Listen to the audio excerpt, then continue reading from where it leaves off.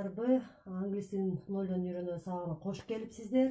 Бүгүн биз эки тамганын бир табышты берери жөнүндө сүйлөшүп кетебиз. Кыргыз тилинде эч кандай эки тамга бир табышты бербейт. Ал эми англис тилинде эки тамга бир табышты берип калышы мүмкүн. Мына CH тамгасы К жана Ч деген табыштарды берет. К табышына мисалга токтолуп кете турган болсок, мына CH тамгасы К.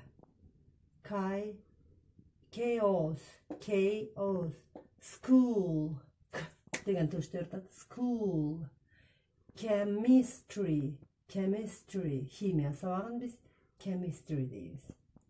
Choir, choir, К табышы. Orchid, orchid, орхидея гүлү. Ч табышын берген мисалдар: cheese, chip, chess, chair, teacher, T-E-A-C-H-E-R, teacher. Андан кийинки табышыбыз Ш табышы. Ш табышы C жана H тамгасынан экөө бириккенде бизге Ш деген табышты берет. Буларга мисал келтирип кете турган болсок, Ш, Y тамгасы, shy, Ш, I, P, P, ship, sheep, shine.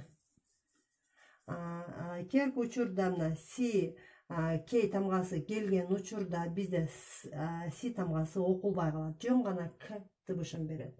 Буларга мисал келтирип кете турган болсок, trick, stick. Ал эми P, H тамгасы бириккенде бизге F деген табышты берет. F деген табышты бергенде phone, photo, бул мисалдар. Ал эми NG тамгасы бизге Н деген табышты берет.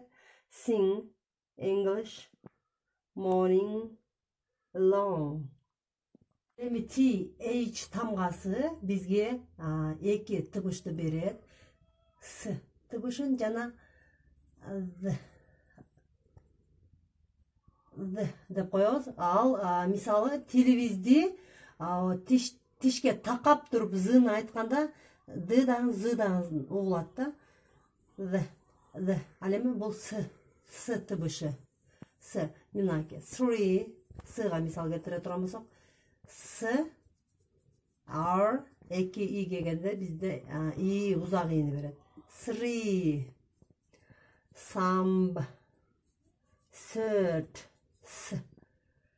Ал эми З табышына mother. Биз англичаниндар менен сүйлөшкөндө бирок бизде көбүнчө З деп үйрөтүп коюшат дагы. З, мазе, фазе деп эле алышат, бирок англичаниндар менен байланышып баарлашканыбызда алар түшүнбөй калат да.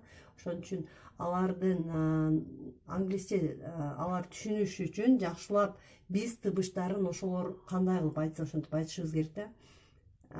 З. Зны тилибиздин учун тишибизге такап туруп айтабыз да мына. Mother, mother, father, this. T-I-O-N төрт тамга бизге шын деген табышты берет. T-I-O-N шын. Мисалы revolution, question. Ал эми S-I-O-N болсо бизге жын деген табышты берет. S-I-O-N жын. Explosion, division, occasion, vision.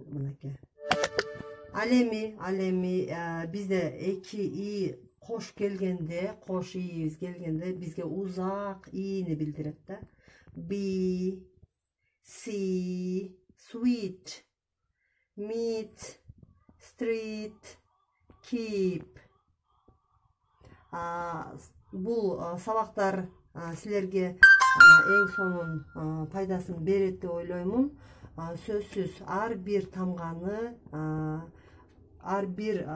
мисал үчүн ар бир табыш кандай табыштарды берет, канча даже 4 тамга биригип бизге кандай табыштарды берет, шулар боюнча билип алганыңар үчүн аябай кубанычтамын. Көңүл бурганыңарга чоң рахмат.